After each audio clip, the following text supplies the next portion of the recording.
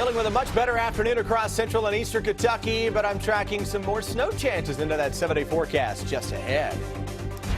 Light snow causing traffic troubles across the bluegrass this morning. And the blizzard is as bad as expected in parts of New England, even though it was a bust in the Big Apple. Tracking, alerting, protecting. This is WKYT News at 4. Good afternoon, I'm Jennifer Palumbo. A small amount of snow caused some big problems and closed dozens of schools today. Lexington police tell us they worked about 24 crashes starting around 6 this morning. One of them involved a car that slid off Military Pike. Fayette County Public Schools were on a 2-hour delay today. So can we expect any more snow? Chief Meteorologist Chris Bailey is in the First Alert Weather Center with the answer. And Chris, still some snow on the ground today. Yeah, we're seeing snow that is out there. On our front lawn, Jennifer, some of this snow actually dates back to the Friday system. It's been freshened up by a couple of very light snow events over the past couple of days, but a lot of melting with the sunshine that is out there. Right now in Lexington, we have blue skies over top of the little bit of snow that is showing up now across our region.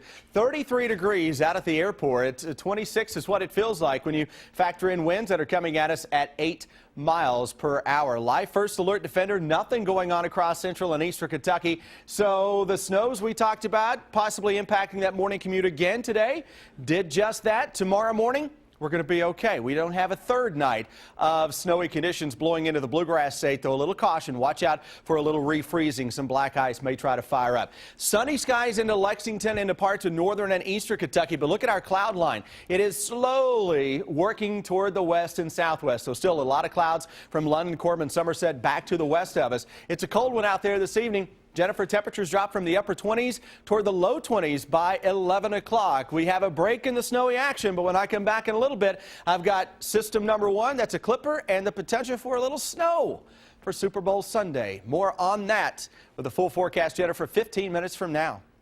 We will see you then, Chris. A Central Kentucky man now faces murder charges in connection to a deadly crash on New Year's Day. The Madison County Sheriff's Office arrested 26-year-old Caleb Aldridge. Police say Aldridge was driving a car that went off the road in Richmond, killing 23-year-old Chelsea Harnack. WKYT's Victor Puente has the new information in our top story at 4.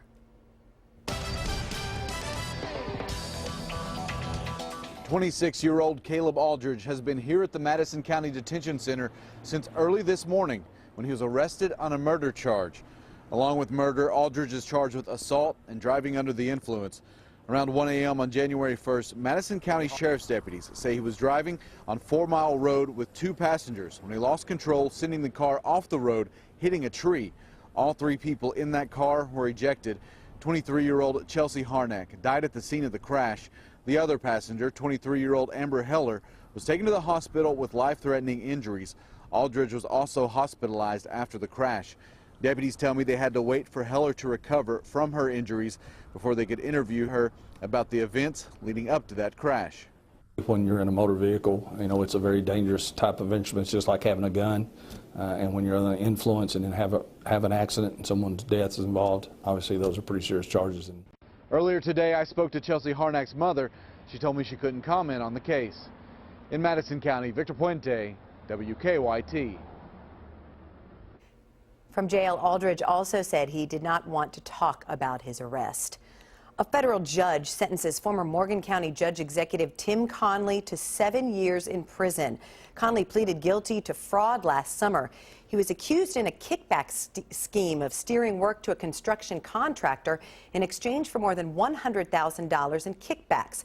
They say the scheme started before the 2012 tornado that devastated Morgan County, and it continued during the cleanup. I just want to go home, guys. Just let me go home and be in peace. I'll just leave me. We'll have more on what's next for Conley on WKYT News at 5. We now know the name of Lexington's latest murder victim. The Fayette County coroner says 23-year-old Alejandro Dominguez Hernandez was found shot to death in the backseat of a car around 7:30 last night on Johnston Road. That's between Paris Pike and Bryan Station Road. Police have not made any arrests. This is Lexington's second murder of 2015. We're working on a number of other stories for WKYT starting at 4:30. Sam Dick joins us from the newsroom with a look at some of the news in progress. Good afternoon, Sam.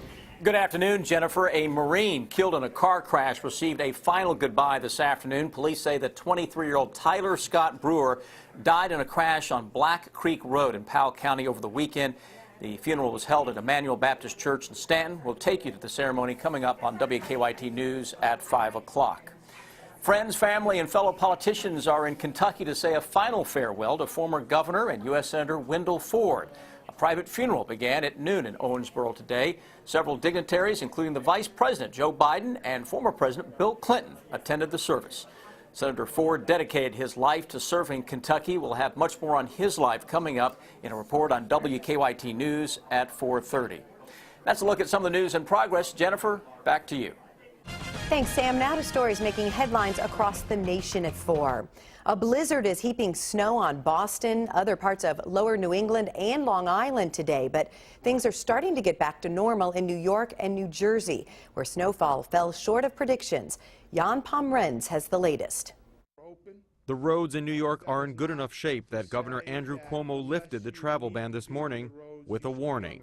The roads are still dangerous, and they are passable. But there's a level of ice under the snow in many areas. And if you don't have to travel today, you really don't want to be traveling today. The blizzard spared New York City from the worst, but snow is still coming down in Connecticut and other parts of New England. In Massachusetts, residents are digging out from the snow and also being forced to deal with flooding after a partial collapse of a seawall. There are widespread examples of moderate coastal flooding and a few instances of severe flooding. And as you know, we have another high tide coming at 4 o'clock, which we are staged to deal with. Winds have been gusting up to 45 miles per hour, causing pockets of power outages throughout the Northeast. But elected officials say they're making good progress getting things back to normal. Everyone has heeded our warning and has taken our advice. People have stayed indoors, and it's allowed us to plow the streets freely. School is canceled in many cities and towns, but that doesn't necessarily mean a day off for students. This is really my only first time shoveling because I never like to do it. I'd rather be in bed. But for millions, the shoveling is just getting started. In New York, I'm Jan Pomrenz reporting. Even though the worst of the storm missed the New York City airports, air travelers are still seeing delays coast to coast, and that may continue into tomorrow. And that's impacting travelers here in Lexington. More than 7,000 flights in and out of the Northeast have been canceled because of the weather. Those include several departures and arrivals at Bluegrass Airport from Philadelphia. Many of those flights may not resume until tomorrow. President Barack Obama says U.S. laws have not yet caught up with technological developments that have made drones readily available. The president was talking about that small drone that crashed on the White House grounds while he was traveling in India. Mr. Obama says the drone that crashed early yesterday was the kind you could buy at Radio Shack. And he says there will have to be regulations to make sure drones don't become a safety risk or violate people's privacy. The man who crashed the drone into the White House admitted to Secret Service he had been drinking before he lost control of the small craft. Changes are coming to a Central Kentucky movie theater later this year. We'll tell you which one in WKYT Money Watch. Plus, a new monthly service for cord cutters begins today. Details on Dish Network's new Sling TV ahead on WKYT News at 4.